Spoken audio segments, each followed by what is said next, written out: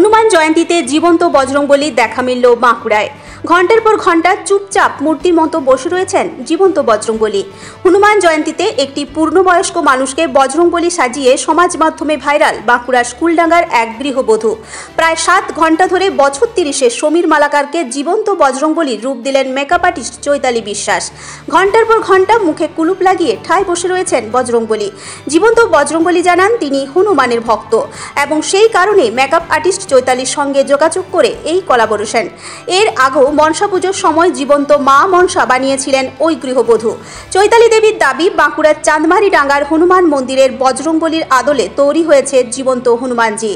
10 লাখ টাকা লোন নিয়ে দুরু দুরু বুকে শুরু করেছিলেন একটি ছোট্ট ব্যবসা। লোনের টাকা আদৌ শোধ করতে পারবেন কিনা তাই নিয়েছিল শঙ্কা। একটু একটু করে পথ চলা। লোনের টাকা তো শোধ করেও এখন প্রতি মাসে টার্ন ওভার প্রায় 40 থেকে 50 হাজার টাকা।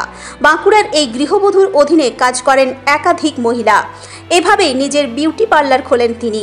তারপর থেকেই মেকআপের জগতে বাঁকুড়ার বুকে বিভিন্ন নতুনত্ব নিয়ে কাজ করছেন চৈতালি বিশ্বাস। হনুমান জয়ন্তীর আগে সেই কারণেই তৈরি করলেন জীবন্ত বজরংবলী।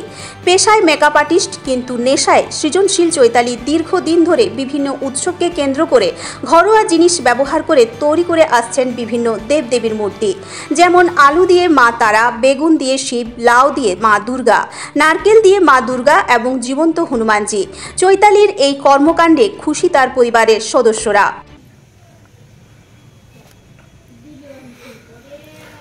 এই মেকআপটা করতে কতক্ষণ সময় লেগেছে?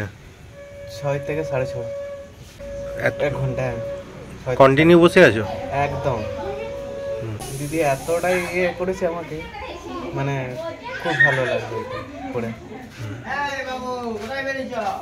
হ্যাঁ, আমি তো হনুমানের পুরো ভক্ত। মানে হনুমান জয়ন্তী, সেই জন্য আমার খুব ভালো লাগে যে তোমার হনুমান সেজেও খুব ভালো লাগছে। হনুমান জয়ন্তী উপলক্ষে আমি এবার একটা বজরংবলী বানানোর চেষ্টা করেছি। হ্যাঁ, জীবন্ত বজরংবলী। হ্যাঁ, উনি হচ্ছে আমার এক পরিচিত ভাই। তো সেও যে 6-7 ঘন্টা আমাকে এতটা সময় দিয়েছে, শান্তভাবে বসে থেকে এতটা মেকআপ করার সুযোগ করে দিয়েছে, ওই জন্য ওকেও অসংখ্য ধন্যবাদ।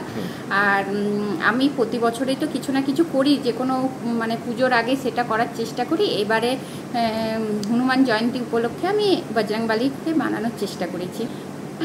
সে তো প্রতি বছর প্রতি পুজোর আগেই মানুষকে একটু অবাক করে দিই, যাতে সেই মানুষও উৎসাহিত হয় বা তারা ভালো ভালো মানে আমাকে উৎসাহ দেয়, সেটার থেকে যাতে আমি আরও ভবিষ্যতে ভালো কাজ করতে উৎসাহিত হই, সেটাই হচ্ছে আমার চেষ্টা। আর এবারও একটু চেষ্টা করলাম, এবারে মানুষজন সেটা ভালোভাবে নিয়েছে, ভালো প্রতিক্রিয়া দিয়েছে, সেটা দেখে তো সবসময় আমার খুব ভালো লাগে।